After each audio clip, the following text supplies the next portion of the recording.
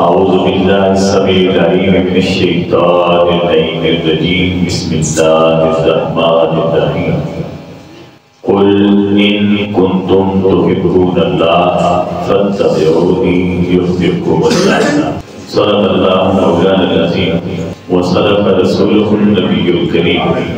نہایت ہی واجب الاحترام بزرگوں، دوستوں، عزیز ساتھیوں، الحمدللہ اللہ رب العزت کے ساتھ خالص محبت اور تعلق کے بندگی کے موضوع پر ہماری گفتگو جاری ہے، اور آج اس سلسلے کی یہ 12ویں نشست ہے۔ آج ہم اولیاء کرام اور ائمہ دین جو ہمارے بزرگ گزرے علم میں، تصوف میں، معرفت میں، ان لوگوں کے اقوال جو انہوں نے اللہ رب العزت کے ساتھ محبت اور محبت کے خالص تعلق کے سلسلے میں بیان فرمائے، ہم ان میں سے چند ایک کا ذکر کریں گے اور اپنے احوال کو، اپنے آپ کو ان کے بتائے ہوئے راستے کے مطابق سنوارنے کی اللہ رب العزت سے توفیق مانگیں گے۔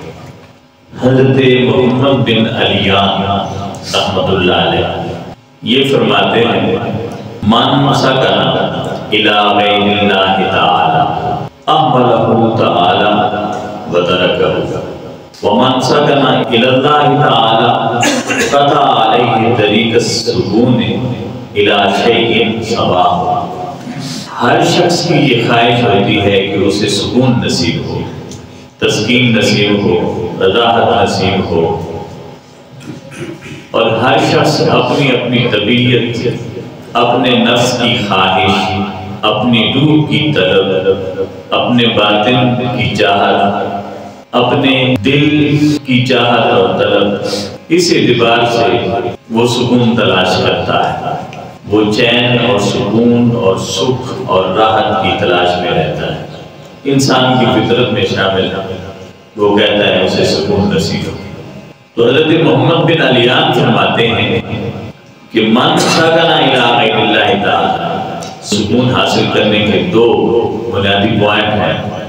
ایک تو یہ ہے کہ ہم خواہش نفس کی پیروی کرتے ہوئے دنیا میں سکون ڈھونڈیں، دولت میں، مال میں، سٹیٹس میں، اولاد میں، دنیاوی عزت اور وقار میں۔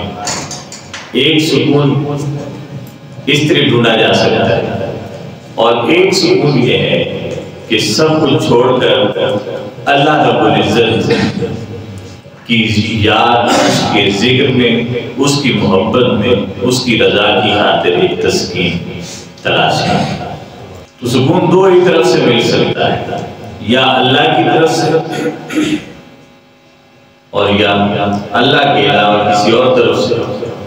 مگر دیکھنا یہ ہے کہ کون سا سکون ایسا ہے جو حقیقی سکون، کیا اللہ کی محبت، اس کی چاہت، اس کی طلب، اس کے احکامات کی بجا آوری، یہ حقیقی سکون ہے، یا دنیا کی، مال کی، دولت کی، اولاد کی، اقارب کی، رشتہ داروں کی، عزت و وقار کی، یہ جو طلب ہے اور یہ جو چاہت ہے، یہ حقیقی سکون ہے۔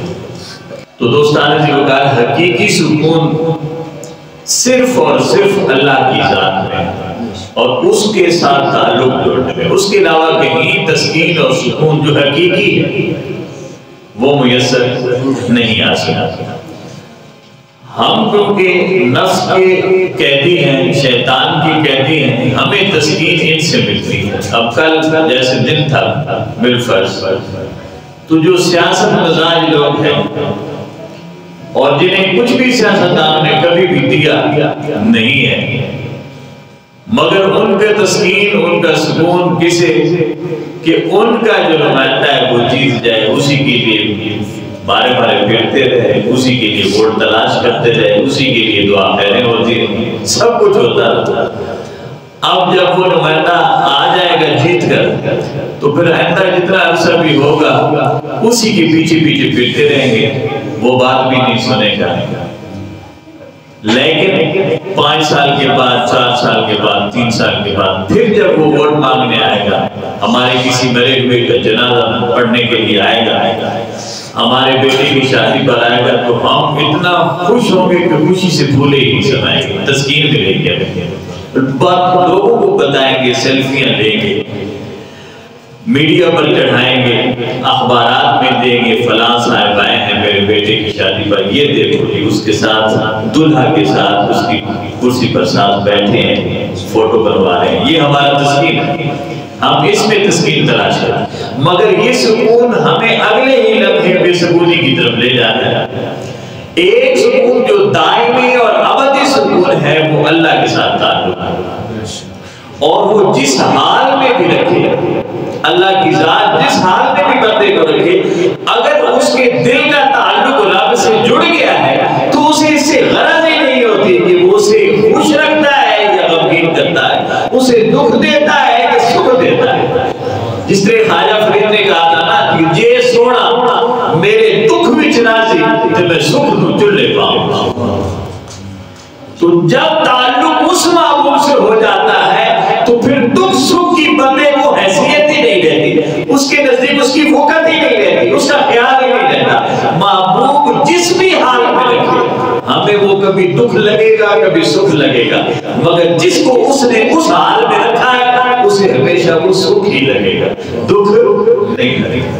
یہ محبت کا تعلق ہے. آگے ہم پڑھیں گے انشاءاللہ کہ محبوب کے ساتھ جو محب کا تعلق محبت ہے، اسے اس سے غرض نہیں کہ وہ اس نے اسے دکھ دیا ہے کہ سکھ دیا ہے. یہ تو ہم دیکھنے والے کہتے ہیں کہ یہ دکھی ہو گیا ہے، یہ سکھی ہو گیا ہے. یہ دیکھنے والوں کی نظر ہوتی ہے، اس کے نزدیک دکھ اور سکھ کی حیثیت ہی نہیں ہوتی. تو ہم کیونکہ دنیا کے سکھوں میں اپنا سکھ اور سکون ان کی راحتوں میں ڈھونڈتے رہتے ہیں، اس لیے ہم یہ سمجھتے ہیں کہ یہ تسکین کی بات ہے. مگر حقیقی سکون اللہ رب العزت کی ذات سے ملتا ہے، اس کے قرب سے ملتا ہے، اس کی چاہت میں ملتا ہے، اس کے ذکر میں ملتا ہے. اور حضرت محمد بن علیان فرماتے ہیں من سکن الی غیر اللہ، سکون دینے والی ذات صرف اس کی ہے، مگر اسے چھوڑ کر اگر کوئی کسی اور طرف سکون تلاش کرتا ہے تو اللہ اس سے اپنا تعلق توڑ دیتا ہے اور اسے چھوڑ دیتا ہے. آج ہم جو دنیا داروں کے پیچھے پھرتے ہیں اس کی صاف اور واضح جواب ہے، اور وہ جواب یہ ہے کہ اللہ نے ہمیں چھوڑ دیا ہے، اس نے ہمارے ساتھ اپنا تعلق توڑ دیا، اس نے توڑ دیا. ہم تو سمجھتے ہیں کہ بس ہماری بڑی ٹھاٹ باٹ ہے، بڑی عزت ہے، بڑی آبرو ہے، بڑے بڑے لوگوں سے ہمارا تعلق ہے، ہمارے جنازے پر وہ بھی آیا وہ بھی آیا وہ بھی آیا، اتنے لوگ آ گئے، 10 صفیں بن گئی ہیں، جگہ کم پڑ گئی تھی، ہم تو اس بات میں خوش ہوتے پھرتے تھے. جبکہ حقیقت یہ ہے کہ تسکین کیونکہ وہ دیتا ہے، سکون اسی سے ملتا ہے، راحت وہی عطا کرتا ہے. مگر جب بندہ اسے چھوڑ کر دنیاوی راحتوں کی طرف چلتا ہے، دنیا میں کسی چیز سے سکون پاتا ہے، بہت ساری چیزیں ہماری سکون پانے، اچھا گھر، اچھی کار، اچھا سٹیٹس، اچھا مال، اچھا روزگار، بینک بیلنس، یہ ہمارے سکون کے زاویے ہیں. مگر ذرا غور کریں اور اپنے آپ سے پوچھیں اور محاسبہ کریں اور ادھر ادھر دیکھیں تو جس کے پاس لاکھ ہے وہ بھی بے قرار ہے، جس کے ساتھ پاس ارب ہے وہ بھی بے چین ہے. سکون کسی کو ملتا نہیں، جبکہ ہم پھرتے سکون. اب کتنے لوگ ہیں کہ کھرب پتی نہیں، اب تو یہ پیمانے ختم ہو گئے، مگر کیا وہ سکون میں ہے؟ آج بھی یہ دنیاوی لالچ انہیں برباد کیے ہوئے، ذلیل کیے ہوئے، کائنات میں رسوا کیے ہوئے. اگر سکون مال میں ہوتا تو ایسے کئی خاندان پاکستان میں بھی ہیں کہ جن کی نسلیں آئندہ ہزاروں سال بھی زندہ رہیں، تو جو آج ان کے پاس دولت ہے وہ کبھی ختم نہ ہوگی. مگر کیا ان کے پاس سکون ہے؟ نہیں. اگر سکون ہوتا تو آرام سے مسجد میں اللہ کے ذکر میں مست ہوتے اور لٹائے جاتے ہیں۔ سکون اسے کہتے ہیں کہ آقا کی بارگاہ میں مال آتا ہے اور وہ مال سارے کا سارا مسجد نبوی میں بیٹھ کر بانٹ دیتے ہیں، اور گھر جب جا کر پوچھتے ہیں کوئی کھانے کو ہے تو جواب آتا ہے آقا گھر میں تو کھانے کو کچھ نہیں، کھانے کو کچھ نہیں۔ سکون کیا تھا؟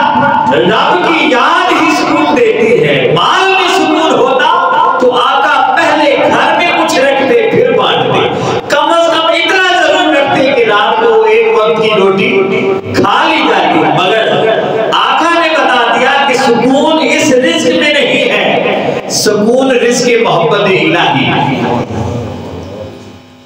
اللہ کے رزق میں اور اللہ کی محبت کے رزق میں سکون ہے، اور کہیں سکون نہیں ملتا۔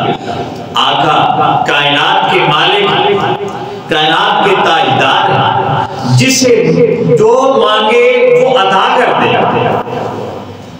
انہیں رب پوچھتا نہیں اور رب کے علاوہ ان سے کوئی پوچھنے والا نہیں، مگر کیا سبب ہے کہ آقا نے ساری زندگی ایسے گزاری کہ کئی دنوں تک رجوع ہی نہیں چلتا؟ اس لیے آقا نے اپنی حیات طیبہ سے، اپنے شب و روز سے یہ بتا دیا کہ میرے امتیوں سکون دولت میں نہیں ہے، سکون رب کے ساتھ تعلق ہے، سکون اللہ سے محبت میں ہے۔ اور دیکھیں رسول کائنات کا عالم یہ ہے اور پھر اللہ کی محبت کا عالم یہ ہے، یہ معراج کا مہینہ ہے، اللہ کی محبت کا عالم یہ ہے کہ جب انہوں نے سکون اسی ذات میں ڈھونڈا ہے تو پھر بڑھ کے رب تعالیٰ کی ذات نے آقا کو اپنے پاس بلا لیا، اپنے پاس بلا لیا، کیونکہ سکون ادھر ڈھونڈا۔ دنیا میں سکون ہوتا تو آج کتنے ہی مال و دولت والے ہیں جنہیں اللہ اور اس کے رسول کے در کی حاضری نصیب نہیں ہوتی، اور اللہ سے تعلق کی توفیق عطا نہیں ہوتی، مگر رسول کائنات کی معراج ہمیں یہ بتاتی ہے کہ لوگوں دنیا کو تم چھوڑ دو، اس کی خواہش اور ہوس تم چھوڑ دو، اور اس میں راحتی اور سکون ڈھونڈنا تم چھوڑ دو، رب تعالیٰ کو بلانا پڑے تو عرش میں بلا کر بھی انتظار کرنا۔ یہ ہے تسکین۔ اور اللہ رب العزت کی یہ جو غیرت الوہیت ہے وہ یہ گوارا نہیں کرتی کہ سارے سکون میرے پاس ہے اور مجھے چھوڑ کر یہ دنیا میں جاتا ہے تسکین تلاش کرنے۔ فرمایا ترکہ، اللہ پھر اسے چھوڑ دیتا ہے، وَأَحْمَلَهُ، اور اسے تعلق توڑ دیتا ہے۔ پھر فرمایا وَمَنْ سَكَنَ إِلَى اللَّهِ، اور جو سکون حاصل کرتا ہے رب سے، اللہ سے سکون حاصل کرتا ہے، اللہ کی یاد، اللہ کا قرب، اس کی رضا، اس کی خواہش، اس کی طلب اسے سکون دیتی ہے۔ تو فرمایا قطع علیہ طریق السکون الی شیء سبب، پھر اللہ رب العزت اپنی ذات کے علاوہ ہر ایک سکون کا راستہ روک دیتا ہے، ہر ایک سکون کا جو راستہ ہے اس کے لیے بند کر دیتا ہے۔ اب دیکھیں نا، ہم کہتے ہیں کہ بالفرض میں کہوں کہ میرے پاس اتنی دولت ہے، یہ اتنا رزق ہے کہ میں رات کو بھی باغدہ بھوکا سوتا ہوں۔ ایک شخص کہتے ہیں کہ اتنا ہے کہ وہ اس کے کتے بھی فریج اور آون کے استعمال شدہ خوراک کھاتے ہیں۔ سردیوں میں آون میں اسے گرم کر کے دیا جاتا ہے، گرمیوں میں فریجوں میں رکھ کر اسے دیا جاتا ہے، اس کے کتوں کو، اس کی جانوروں کو، گھوڑوں کو۔ تو ہم کیا کہتے ہیں؟ اللہ اس میں بڑا راضی ہے۔ کس پر راضی؟ جس کے گھوڑے بھی فریج اور اوون کے کھانے استعمال کرتے ہیں، سردیوں میں گرم اور گرمیوں میں سرد کھانے اور مشروب استعمال کرتے ہیں، اللہ بڑا راضی ہے۔ 10 منظروں کا اس نے پلازا بنایا، 100 منظروں کا اس نے فلاں بنایا، فلاں جگہ پر اس کا پاک، اللہ بڑا راضی ہے۔ اور ہماری سوچ کیا ہوتی ہے؟ اگر ایک شخص کو عزت کا کھانا دن میں ایک بار بھی مل جائے اور کسی کے آگے ہاتھ نہ پھیلانا پڑے، پھر بھی ہم کہتے ہیں پتہ نہیں کیڑے گناہ مارنا پڑا۔ یہ نہیں سوچتے کہ مصطفیٰ کریم کے گھر تو کئی دنوں تک کھانا ہی نہیں پکتا، کئی دنوں تک فاقے ہوتے ہیں، تو معاذاللہ ہم کیا کہیں گے پھر؟ تو دوستو یہ اللہ رب العزت کی تقسیم اور ہے، ہماری جو چناؤ ہے وہ اور ہے، تقسیم اور ہو رہا ہے، لے ہم اور بے کل ووٹ ہوئے ہیں تو جو غلط بلاک میں جا کر لائن لگاتا تھا کیونکہ میں لے رہا تھا ووٹ، تو پھر جب وہ پاس آ جاتا تھا نا لائن میں لگے تو کہتے تھے یہ تو تیری لائن ہی نہیں ہے، تیری تو وہ لائن ہے۔ تو ہمیں کس لائن میں لگنا تھا اور ہم لگ کس لائن میں گئے، تو اس کا اندازہ ہمیں ہو جانا چاہیے کہ کئی بار ہم غلط لائنوں میں یہاں بھی لگ جاتے ہیں، وہاں جا کر پتہ چلتا ہے کہ یہ تو ہماری لائن نہیں تھی۔ اسپتالوں میں جائیں، مریضوں کی مختلف لائنیں لگی ہیں، مریضوں کی کیٹیگری کی لائنیں لگی ہیں، کوئی ہارٹ کا مریض ہے اور ادھر شوگر کا مریض ہے، وہ لائن شوگر والوں کی تھی، ہارٹ والا اس میں چلا گیا، وہاں جب کنارے پہ پہنچا انہوں نے کہا بھائی جی ہارٹ کی لائن تو وہ ہوتا ہے۔ اب ہماری لائن اور تھی، ہم غلط لائن میں لگ گئے،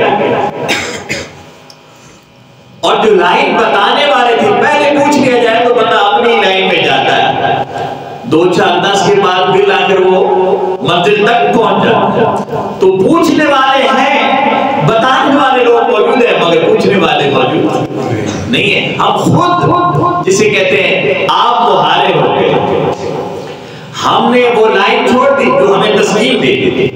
فرمایا جو اللہ میں سکون پاتا ہے قطع علیہ طریق السبل، اللہ رب العزت سکون کے باقی سارے راستے اس سے منقطع کر دیتا ہے، راستوں کو چھڑا دیتا ہے، اور اس طرف دوسرے جو تسکین کے راستے ہیں اس کی طرف اس کی توجہ ہی نہیں ہوتی۔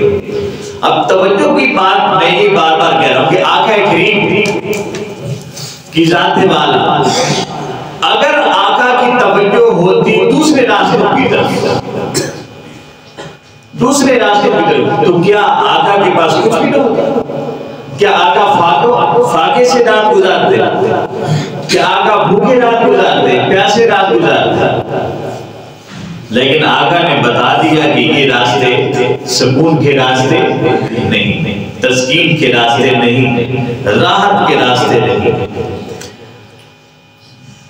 پھر دیکھیے حضرت ابو حفص رحمۃ اللہ علیہ فرماتے ہیں من تجرع کاس الشوق یہیم حیاما لا یفیق الا عند المشاہدۃ واللقاء، فرماتے ہیں جس شخص کو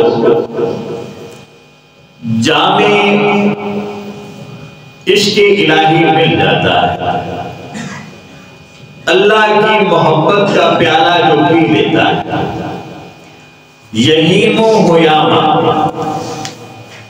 پھر وہ اسی کی محبت میں مارا مارا پھرتا رہتا ہے، پھر اسے دنیا کی طلب نہیں رہتی، دنیا کی چاہت نہیں رہتی۔ اس لیے ہم پہلے میں کہہ چکا کہ پھر اللہ باقی راستوں اور باقی سکون اس سے اوجھل کر دیتا ہے، اس سے دور کر دیتا ہے، کیونکہ اسے پتہ ہے اب اسے حقیقی تسکین مل گئی، حقیقی راحت مل گئی۔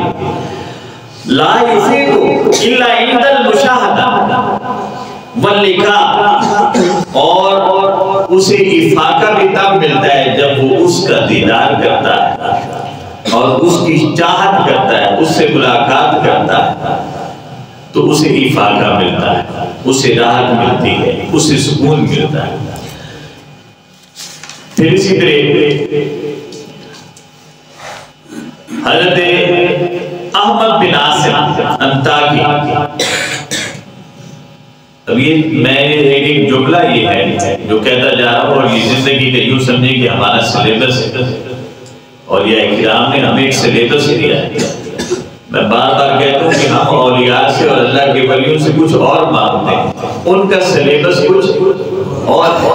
جس نے میٹرک کا امتحان دینا ہو وہ 8ویں کی کتاب پڑھ کے میٹرک کا امتحان نہیں دے سکے، جس نے بیالوجی کا پیپر دینے ہو وہ کمپیوٹر پڑھتا رہے سارا سال تو وہ بیالوجی کا پیپر نہیں دے سکے گا۔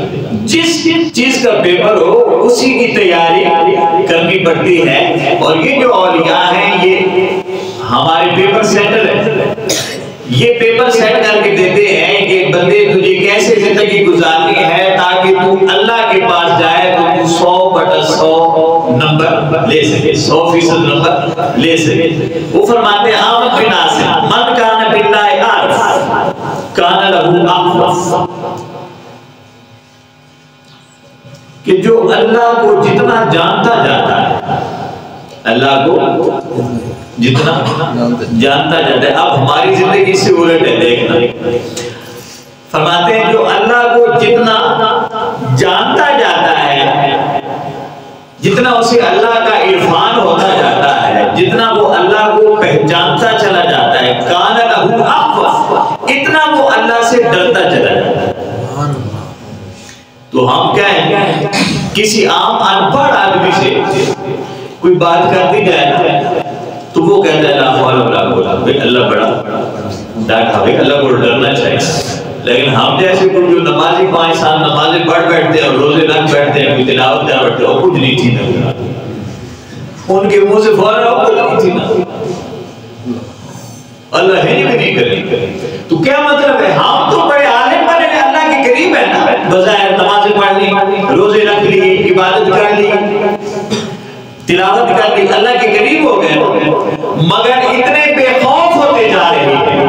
اللہ کا قرب یہ ہے کہ جتنا اس کے قریب ہوتے جاؤ گے، قرب کی پہچان یہ ہے، جتنا اس کے قریب ہوتے جاؤ گے اتنا اس سے ڈرتے جاؤ گے، اتنا اس سے ڈرتے جاؤ۔ اس کی مثال سادہ سے اگر میں دے دوں، ایک عام آدمی ہے، راستے میں ملا، میں نے کسی نے اسے کچھ کہہ دیا، بلا جھجک کہتے ہیں، لیکن ایک جو ہمارا ہے، میرا آپ کا کسی کا دوست ہو، کیا اسے بلا جھجک کوئی الٹی بات کہتے ہیں آپ؟ نہیں کہتے۔ کیوں؟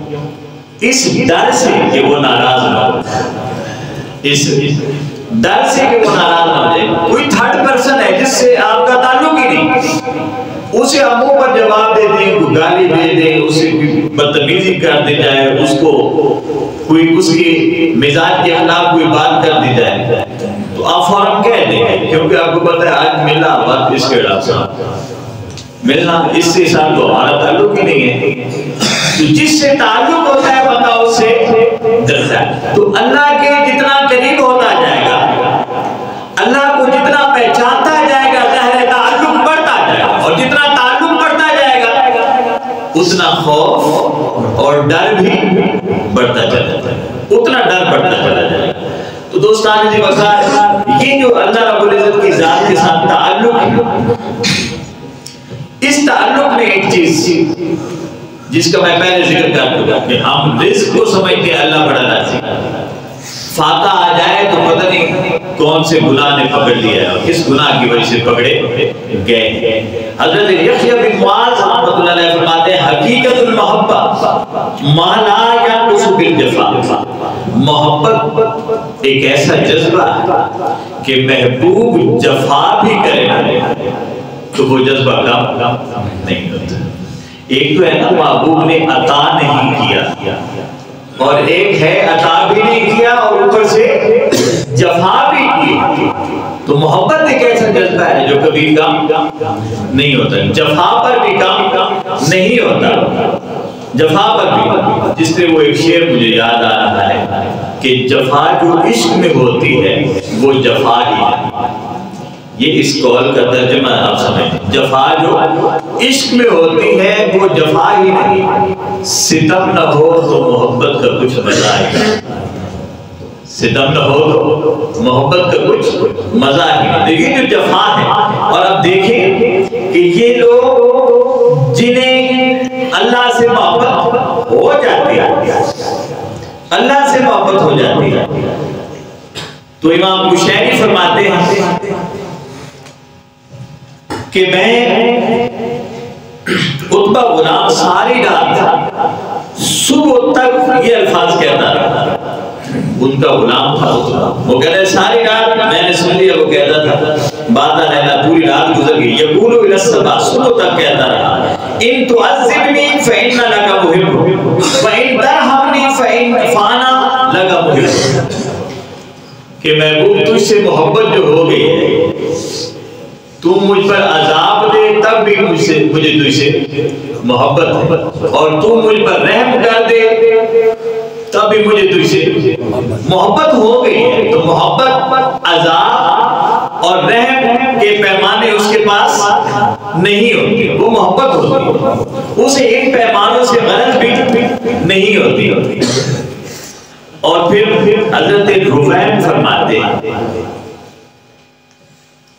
کہ رضا کیا ہے اور یہ محبت کیا ہوتی ہے، اس پر ہم ختم کرتے ہیں کہ ان لو جعل اللہ جہنم علی یمینہ من سأل ان یحولها الی یسارہ، کہ محبت ایسے جذبے کو کہتے ہیں اور رضا ایسے جذبے کو کہتے ہیں کہ اگر محب کے دائیں ہاتھ پر محبوب جہنم رکھ دے، دائیں ہاتھ پر کیا رکھ دے؟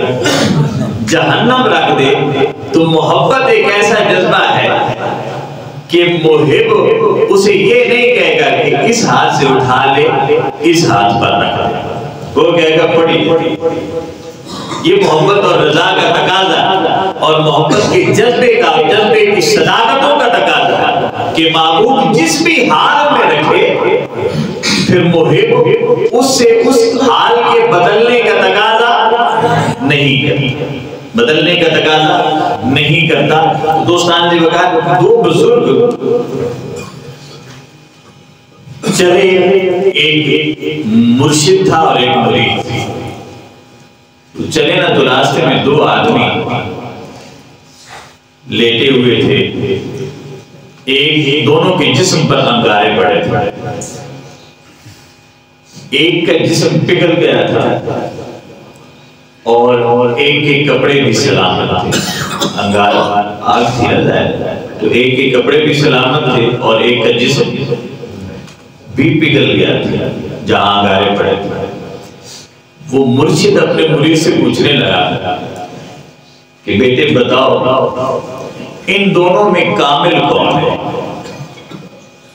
ان دونوں میں کامل کون ہے؟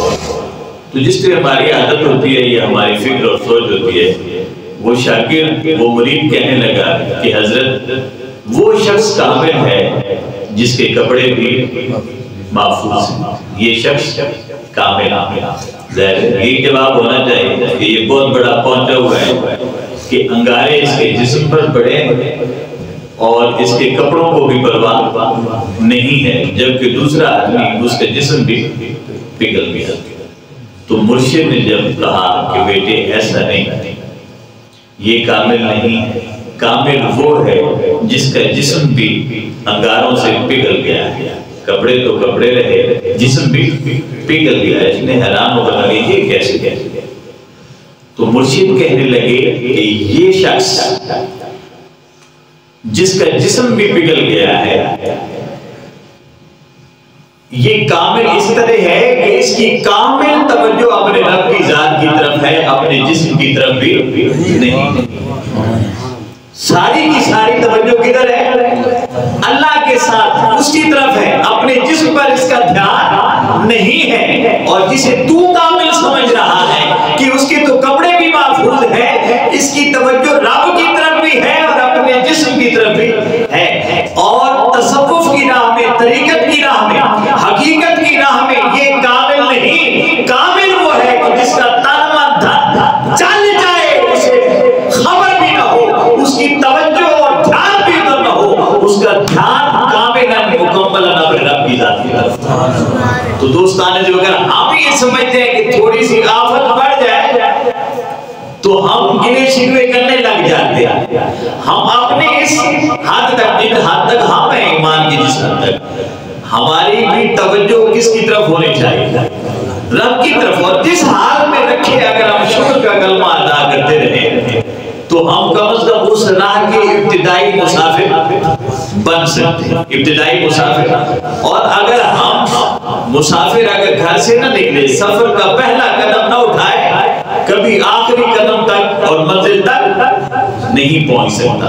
دوستان جو کہا کہ اتنی ساری باتیں اور یہ 12 جمعے 12 ہماری نشستیں ہوئی، یہ اللہ رب العزت کے ساتھ خالص تعلق تعلق کی بندگی اور خالص محبت، اس عنوان سے ہم نے قرآن اور حدیث اور اولیاء کرام کے اقوال اور احوال کی صورت میں ہم نے پڑھنے جاننے کی کوشش کی۔ اللہ رب العزت کی بارگاہ میں سب التجا کرتے ہیں مل کر کہ مولا کریم ہمیں یہ جو کچھ پڑھا ہم نے اپنے عرصے میں، اس کے مطابق اپنی زندگیوں کے شب و روز ڈھالنے کی بھی توفیق عطا فرمائے۔ وما علینا الا البلاغ۔